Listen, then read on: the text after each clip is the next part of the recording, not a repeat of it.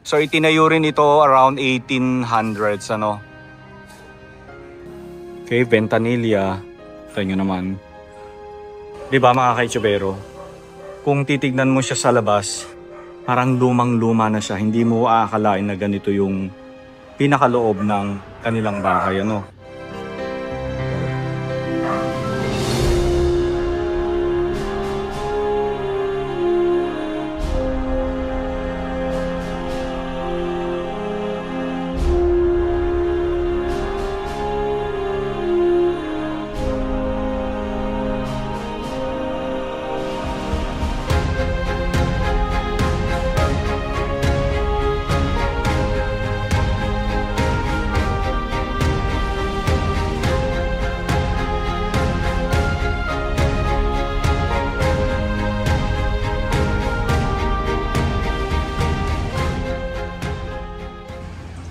Okay, so dito nga sa Tagbilaran mga kaitsubero, marami rin silang mga lumang bahay. Isa na nga itong isa sa mga bahay na tisa.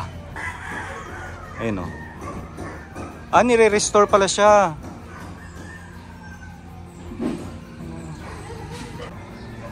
Ayan, so ito ang tinatawag na Antonio Rocha Ancestral House na itinayo 1831. Ano?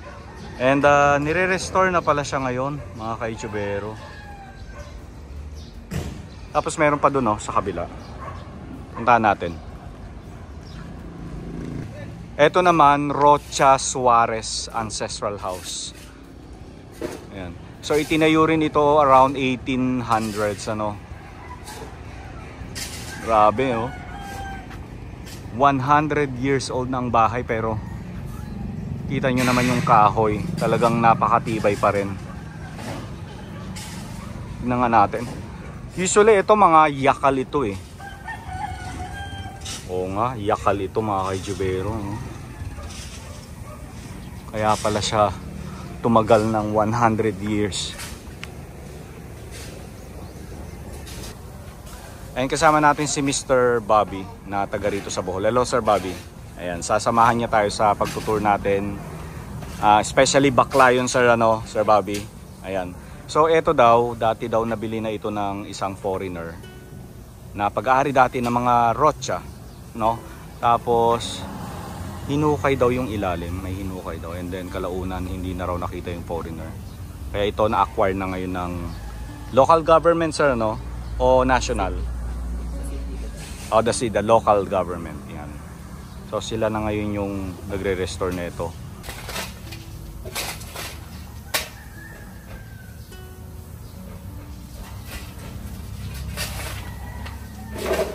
Nung alin saan? Ito may-ari. Sila na yung nagre-restore, National Museum. Okay. Ito rin kaya sir, National Museum na rin? Feeling ko hindi, no? So, ilan sa mga lumang bahay dito sa Tagbilaran City, mga kaitsubero. Nalika na, diretso na tayo sir ng Baclayon. Tapos meron pa rito, kaya lang hindi namin sure kung open sa public, pero mukhang residential. Ano yung nakalagay sir? Villa Mercedes. Villa Mercedes. Ayan. Nawawala na yung ambon sir. Ito. Ayan, Villa Mercedes. Mamaya balikan namin ito. Kasi mukhang tulog pa yung mga nagbabantay. Okay, so nandito na tayo sa Baclayon, Bohol mga kaitsubero. So yung simbahan dun pa yun sa dulo. So bumaba na kami dito kasi mula dito makakakita na tayo ng mga lumang bahay. Isa na nga ito. So galing tayo dun sa Villamor Ramo Ancestral House. So nandito pa rin tayo sa Baclayon mga kaitsubero. So ito another ancestral house o heritage house, no? Pero ayun hello, kagat. Diba? Okay. Tapos lakad tayo dito. Ito pa. Tapos yung nasa unahan na yon sa kanan, yun yung Malone House na tinatawag. Yan. 'Di ba, mga kaijubero? Nakakatuwa na makakita ng mga heritage houses dito sa Bohol, especially itong Baclayon ano. So ito another heritage house, mga kaijubero.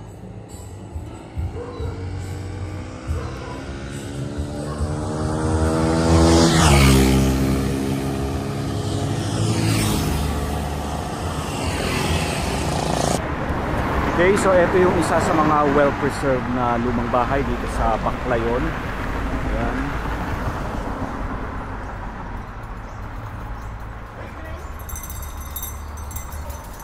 Okay.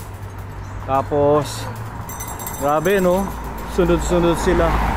Tapos ito yung isa sa mga famous na lumang bahay. So hindi lang ako sure kung ito ba ay open sa public. Pero malalaman natin kasi si Mr. Bobby, tinatanong pa yung nakatira o one of the descendant ano. And so bali ito yung Malone Ancestral House ano. Ayan, so sinasabi nila na isa daw itong bahay na ito na pinanggalingan ni President Carlos P. Garcia. O, pinagmitingan nila during his term ano. Ayan.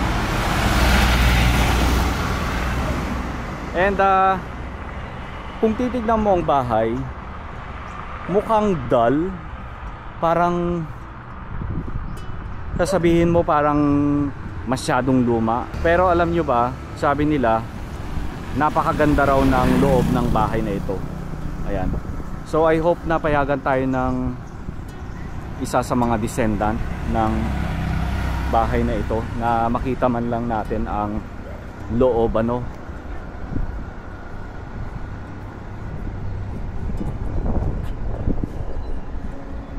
Wow.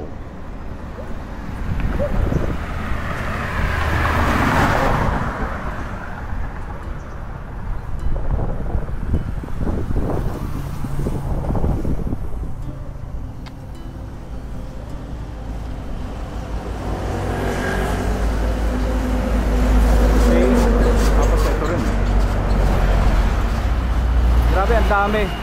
So yung simbahan ng Baclayon, ayun.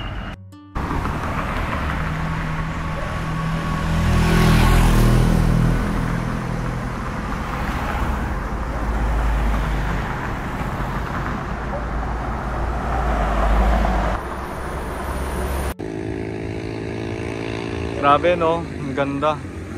So dito tayo, ito yung tinatawag nilang Malone House.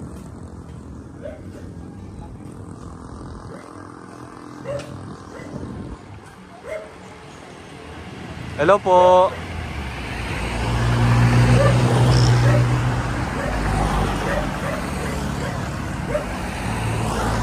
Papaalam tayo kung papayagan tayong pumasok sa loob.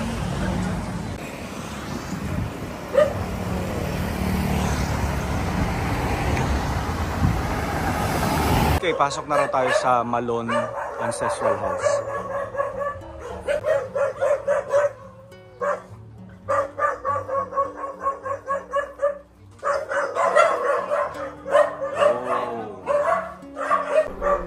Malone Ancestral House. Let's go. Hello. Cute naman ang aso.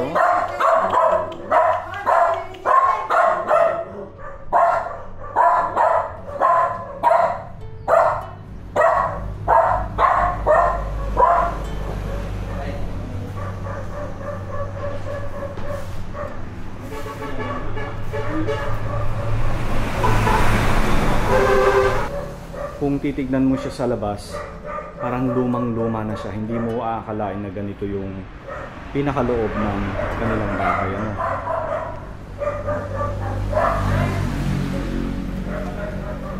Wow! Mayroon silang retriever. Golden retriever. Hello! Chichit! Usus! Usus! Usus! Hello! Hello! Nakakatuwa naman siya.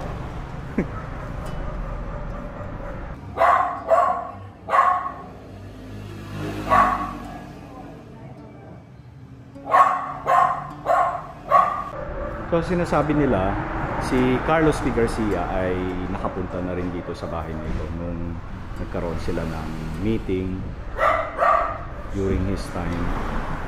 Ayan, napakagandang ancestral house, ano? Diba?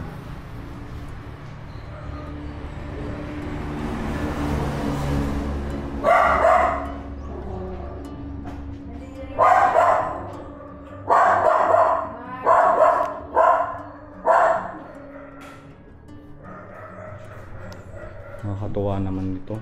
Hello, Asus! Asus! Hindi ka rito. Ay.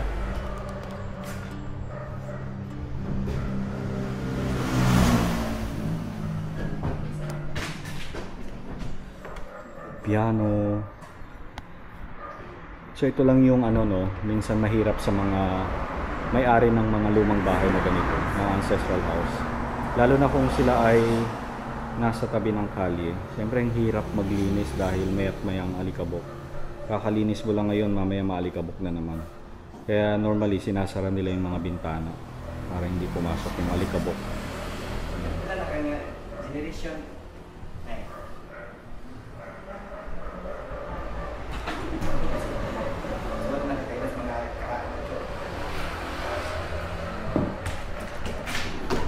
Hello.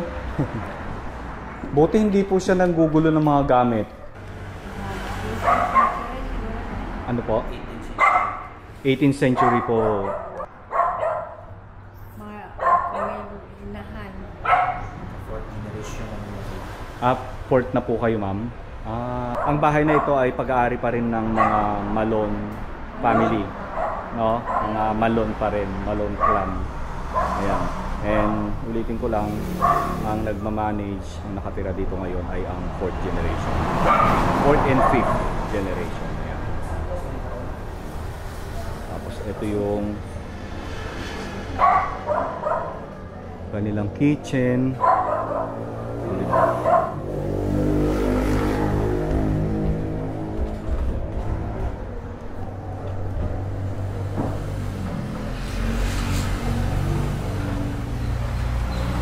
So makikita natin dito sa loob ng bahay, meron siyang 3 kwarto dito mismo sa mismong sala, ano. Ito yung isa. Tapos ayan. So meron siyang 3 kwarto.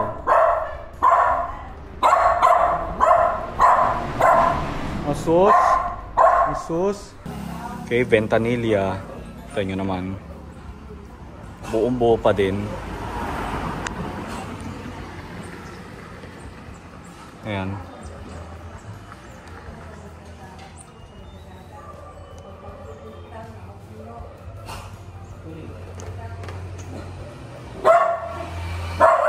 Ayan, mapapansin natin yung ceiling original, oh.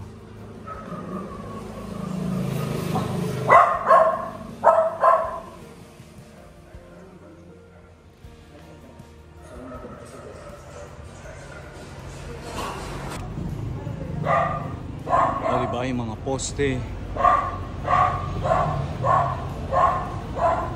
And of course, yung kanilang sahig.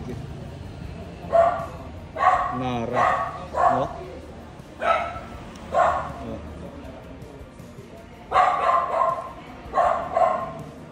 And kung mapapansin nyo, no, yung ano, hindi siya ginamitan ng tako, no? Parang suksok ang tawag. Ano kita nyo?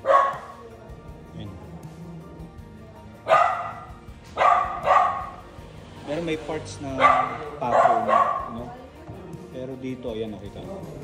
Suksok ang tinatawag.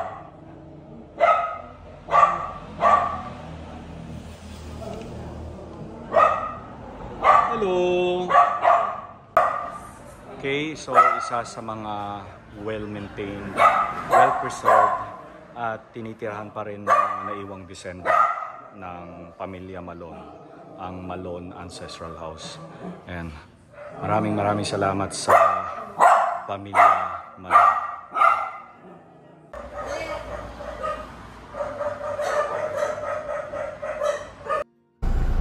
Okay, so malapit lamang pala dito sa Baclayon Church itong pupuntahan natin. So ito siya oh. Ano to? Crescencia. Ayan. So lumang bahay and nirepurpose nila. Ngayon ginawa nilang isang restaurant. Ayan.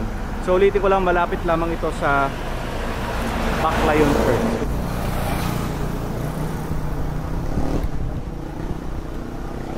Wow. Ayan. Mula nga rito sa Crescencia Food and Coffee, marami pa rin tayo makikitang mga lumang bahay dito mga kaitsubero. So ulitin ko lang yun yung simbahan ng Baclayon. Tapos dito, lakad tayo dito. Ayun oh. Tapos meron pa doon.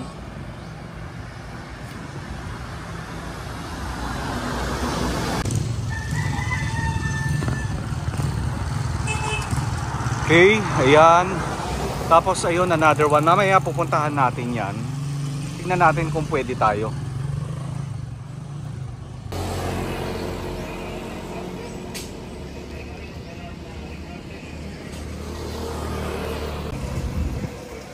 Okay, mamaya balikan natin itong mga to. Ayan. So kain muna kami.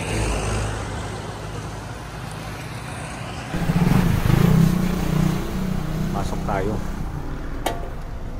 Maayong hapon.